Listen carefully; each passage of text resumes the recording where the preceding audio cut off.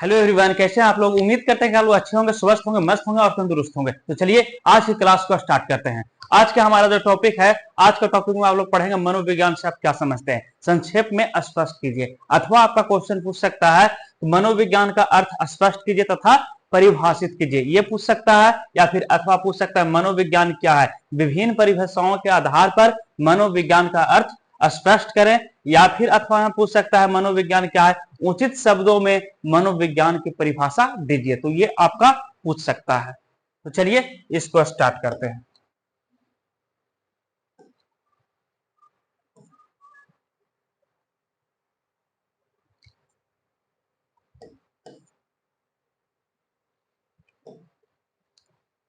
चलिए देखिएगा, यहाँ पर सबसे पहले आगे हम लोग जानेंगे मनोविज्ञान का अर्थ, इसका मनोविज्ञान के अर्थ क्या है। उसके बाद हम लोग जानेंगे इसके डिफिनेशन के बारे में, कि डिफाइंड करेंगे। तो देखिए यहाँ पर पहले मनोविज्ञान को दर्शन शास्त्र की एक शाखा माना जाता था। क्या चीज? तो पहले मनोविज्ञान का एक दर्शन शास्त्र का क्या माना जाता था, तो एक ब्रांच माना जाता था, एक शाखा माना जाता था। लेकिन अब यह एक स्वतंत्र विषय के रूप में हमारे सामने आया है। लेकिन अब हमारे सामने यह एक स्वतंत्र विषय के रूप में आ गया है।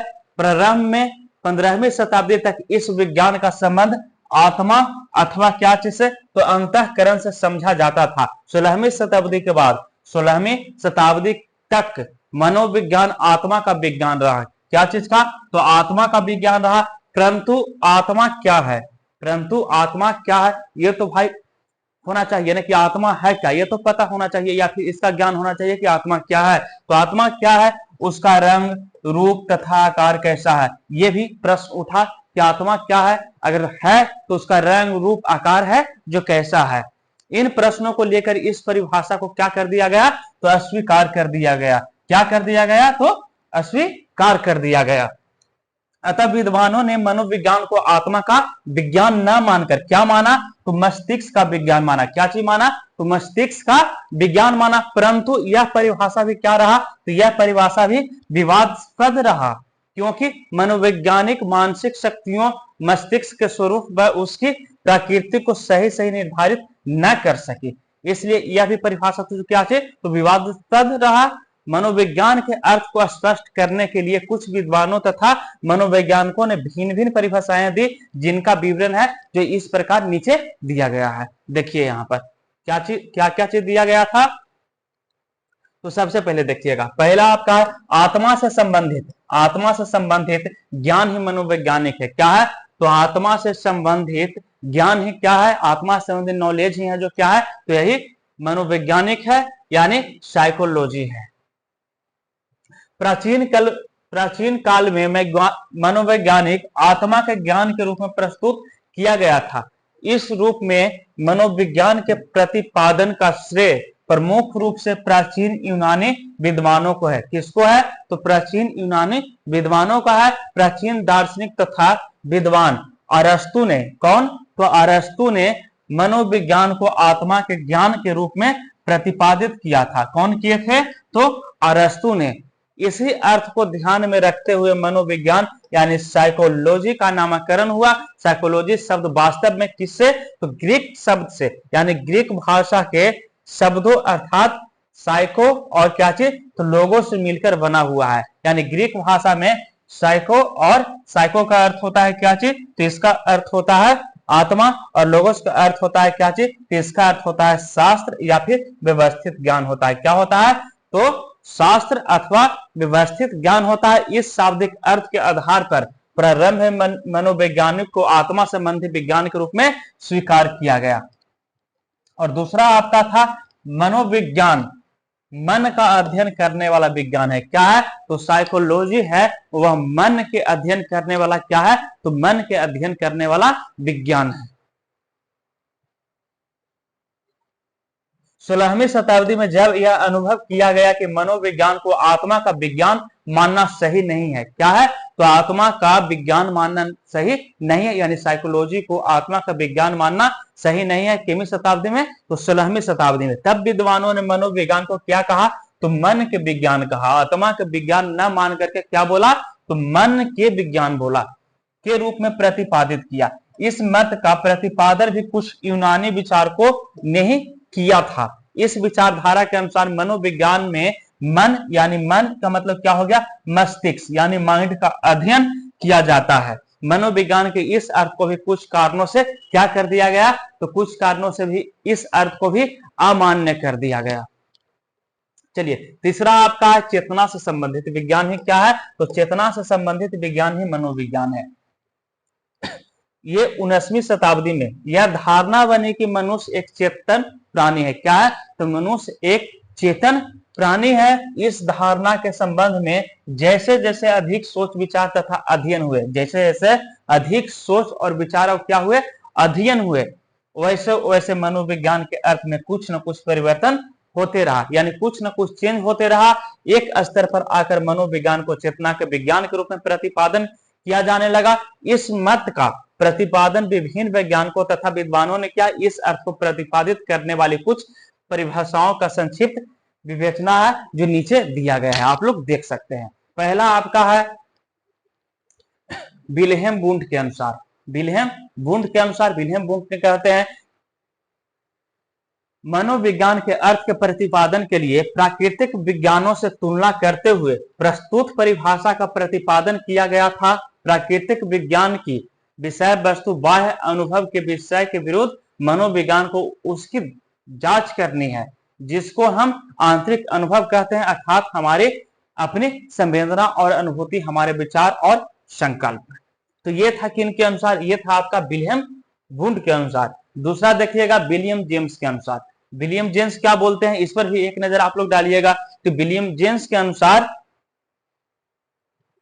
मनोविज्ञान को चेतना के विज्ञान के रूप में प्रतिपादित किया गया। क्या चीज, तो मनोविज्ञान के चेतना के रूप में प्रतिपादित किया गया। उन्होंने अपनी पुस्तक आउटलाइंस ऑफ साइकोलॉजी, उसका नाम है पुस्तक का आउटलाइंस ऑफ साइकोलॉजी, में मनोविज्ञान के अर्थ तथा परिभाषा को स्पष्ट करते हुए लिखा कि मैं इस प्राचीन धारणा को मानता हूं। क्या चीज, तो मैं इस प्राचीन धारणा को मानता हूं कि मनोविज्ञान आंतरिक जगत के विषयों से संबंधित होने और स्वयं अपनी पद्धति अथवा यंत्र अर्थात अंतर्दर्शन का प्रयोग करने के रूप में भौतिक अथवा प्राकृतिक विज्ञानों से अलग किया जाता है। ये किनका मानना था, तो ये मानना था जो जेम्स को मानना था, जेम्स सली के अनुसार ये था।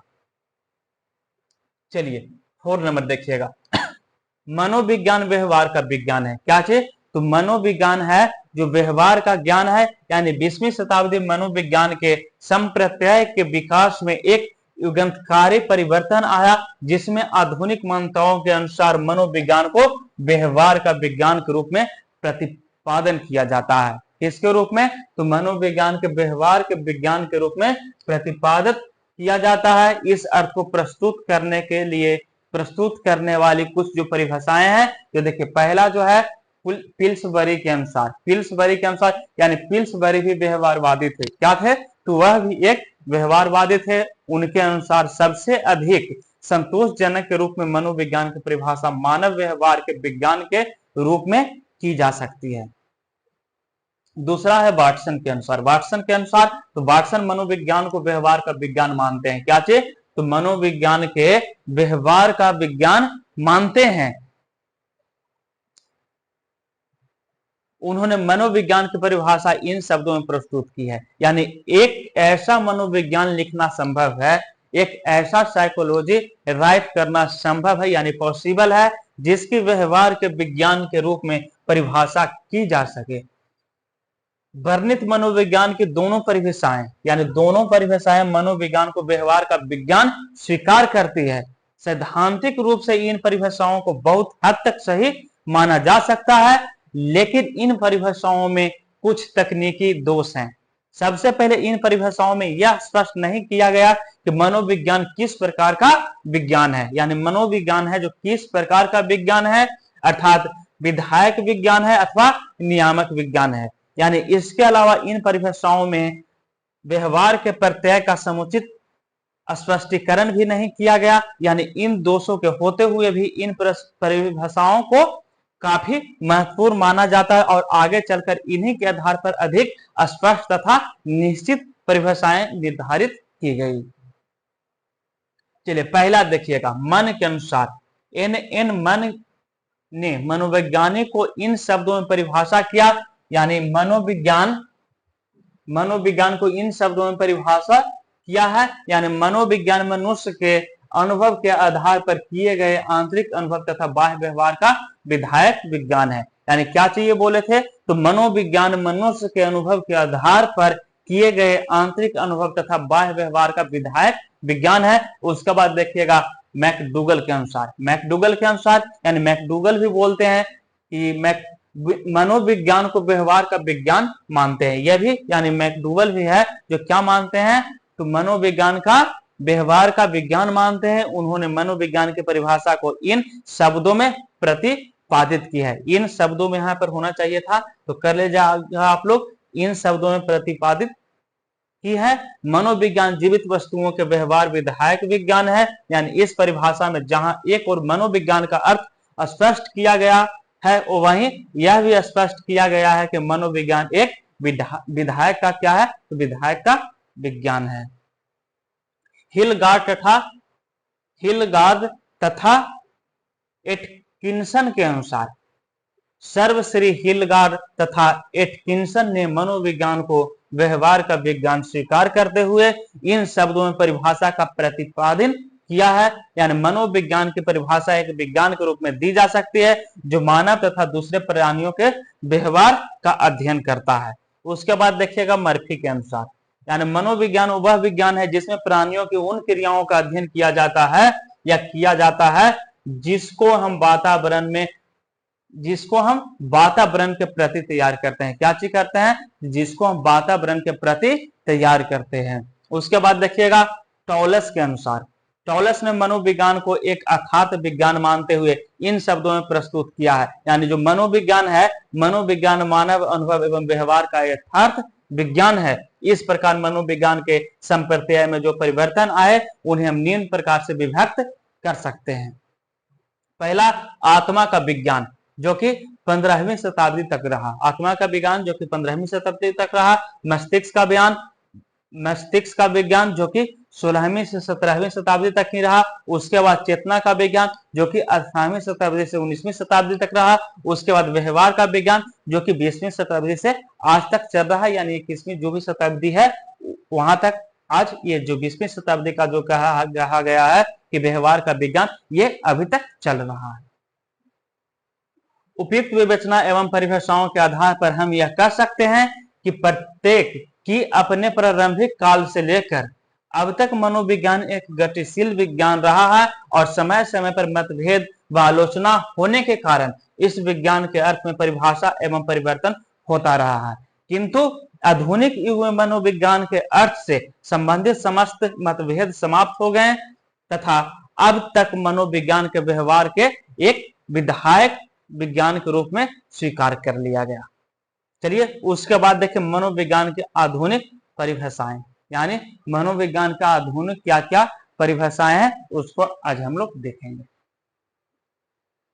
सबसे पहले देखिएगा सी वुडवर्थ के अनुसार, यानी मनोविज्ञान वातावरण के अनुसार व्यक्ति के कार्य का अध्ययन करने वाला विज्ञान है। क्या है, तो सी वुडवर्थ के अनुसार मनोविज्ञान वातावरण के अनुसार व्यक्ति के कार्यों का अध्ययन करने वाला क्या है, तो यह एक विज्ञान है।